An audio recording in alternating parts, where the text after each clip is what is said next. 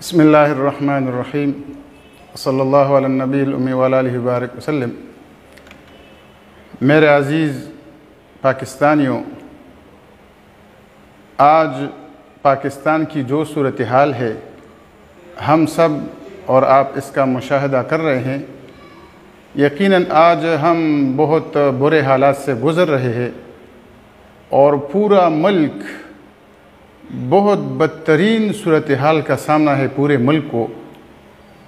آج موجودہ حکومت نے عوام کی جو حالت کی ہے اور عوام کو جس دلدل میں پھنسایا ہے، تو اس سے ایک حقیقت ہمیں آشکارا ہو گئی کہ جس وقت یہ حکومت نہیں آئی تھی اور اس حکومت میں جو آج وزیر اعظم کے عہدے پر براجمان ہے جناب عمران احمد نیازی صاحب، اور اس کا جو افلاطونی وقت اس کے ساتھ تھا اسد عمر صاحب، یہ قوم کو جس طریقے سے گمراہ کر رہے تھے اور حقائق کے خلاف یہ جو اعداد و شمار یہ پیش کر رہے تھے، اس وقت کے اعداد و شمار اور آج جو حقائق ہے، تو آج پوری قوم کو پتہ چلا کہ یہ حکومت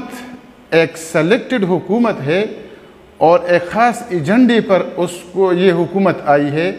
انٹرنیشنلی تیل کی قیمت نیچے آتی ہے، جبکہ باقی ملکوں نے 70% کم کی ڈیزل اور پیٹرول کی قیمت، ہمیں صرف 35% کم کی گئی، یہاں باقی پیسہ کھا گیا۔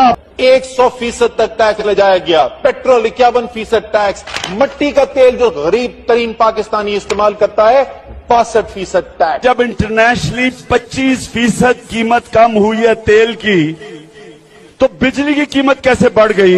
کیونکہ 40% بجلی تو تیل سے بنتی ہے جو باہر سے منگواتے ہیں، تو وہ تو کم ہو گئی ہے۔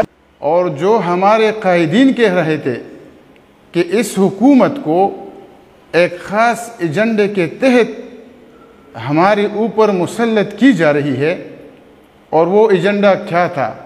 وہ ایجنڈا عالمی اداروں کا IMF، world bank, Qadiani lobby, Gohar Shahi اور اسی طرح عالمی سامراجی اداروں کا ایک ہی ایجنڈا تھا کہ پاکستان کو تہذیبی، سماجی اور معاشی لحاظ سے دیوالیہ کیا جائے۔ ہندوؤں کے لیے بڑے بڑے حکومت کی سطح پر بڑے بڑے مندر بنائیں گے، بڑے بڑے چرچ بنائیں گے۔ یہودیوں کے لیے کہہ دیں گے تم اپنے سینیگوگ بنا لو، اسٹیٹ فنڈ دے گی۔ اور آج ہم اور آپ دیکھ رہے ہیں کہ پاکستان میں اخلاقیات کا جنازہ نکل چکا ہے۔ اقتصادی لحاظ سے پاکستان دیوالیہ ہو چکا ہے، اور آج جو روزمرہ اشیاء کی قیمتیں ہے وہ آسمان سے باتیں کر رہی ہے۔ میں آپ کو مختصراً ایک جائزہ پیش کرنا چاہتا ہوں کہ کل حکومت نے جو فیصلہ کیا اور تیل کی جو قیمتیں بڑھائی گئی راتوں رات، اور میں حیران ہوں کہ اس وقت جب گزشتہ حکومت میں جب اسد عمر صاحب وہ اسمبلی میں اٹھتے تو جو فگر وہ پیش کر رہے تھے اور جو افلاطونی انداز سے باتیں کر رہے تھے، تو ہم حیران ہیں کہ اس حکومت نے سے وہ سب باتیں بھول گئی ہے حکومت۔ اس وقت گزشتہ حکومت میں 2017 میں جو عالمی منڈی میں جو تیل کی قیمت اس وقت فی بیرل یہ $46 فی بیرل قیمت تھی، تو اس وقت ہمارے پاکستان میں فی لیٹر تیل کی قیمت، پیٹرول کی قیمت وہ 72.80 روپے تھی، اور آج عالمی منڈی میں فی بیرل تیل یہ $38 میں فی بیرل تیل کی قیمت ہے پیٹرول کی۔ لیکن ابھی ہم آج سے فی لیٹر تیل کی قیمت پاکستان میں $100.10 مقرر کی گئی ہے۔ تو آپ اندازہ لگائے کہ یہ 25 روپے فوراً اس کی قیمت بڑھانا، اس میں کیا حکمت ہے، اس کا کیا یعنی اس کا کیا جواز ہے کہ یہ اس حکومت نے اس قوم پر ایک پیٹرول کا بم گرایا؟ گزشتہ حکومت میں جی ڈی پی ریٹ اور آج اس حکومت میں پاکستان کی تاریخ میں جی ڈی پی منفی پر نہیں گئی تھی۔ گزشتہ حکومت میں 5.8 جی ڈی پی، اور اس موجودہ حکومت میں پاکستان کی تاریخ میں پہلی مرتبہ منفی پر گئی اور منفی 0.4% پر پہنچ گئی۔ تو آپ خود اندازہ لگائیں کہ اس حکومت نے ہمارے عوام کا کیا حال کر دیا۔ اور شوگر یعنی چینی کی قیمت گزشتہ حکومت میں 52 روپے قیمت تھی شوگر کی فی کلو، اور آج اس حکومت میں 85 روپے ہے۔ اسی طرح آٹے کی فی تیلا آٹے 20 کلو کا 710 روپے تھی اس کی قیمت، لیکن اس حکومت میں آٹے کی فی تیلے کی قیمت یہ 1150 روپے ہے۔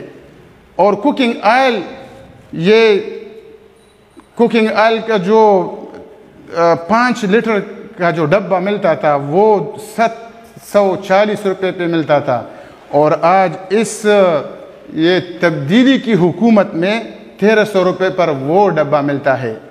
اور اسی طرح دال ماش کی قیمت 160 روپے تھی فی کلو، اور اس موجودہ انصاف کی حکومت میں 260 ہے۔ اور دال مسور کی قیمت 140 روپے گزشتہ حکومت میں تھی فی کے جی، اور اس حکومت میں 280 ہے۔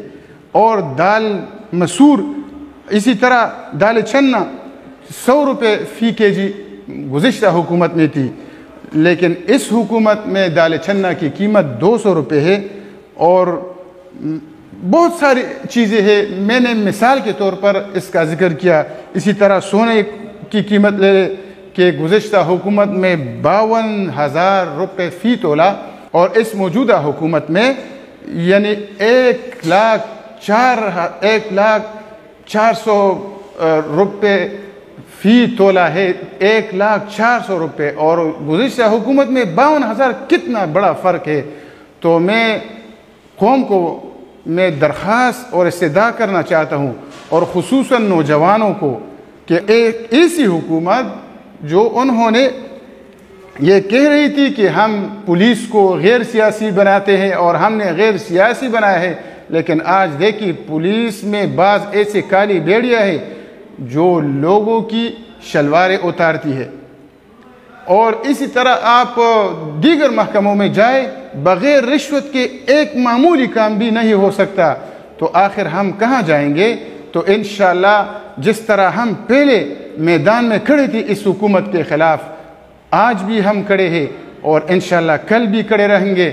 آئے ہمارے ساتھ، اور اس موجودہ اس منحوس اور نالائق نااہل اور کرپٹ حکومت سے جان چھڑانے کے لیے ہمارے جمعیت علماء اسلام کے ہاتھ مضبوط کرے، اور انشاءاللہ اس کے لیے جتنی قربانی کی ضرورت پڑے گی ہمارے جمعیت علماء اسلام کے نوجوان اس قربانی کے لیے تیار رہے، اور ہم اپنے قائدین کی آواز پر انشاءاللہ لبیک کہیں گے جب بھی وہ ہمیں آواز دے۔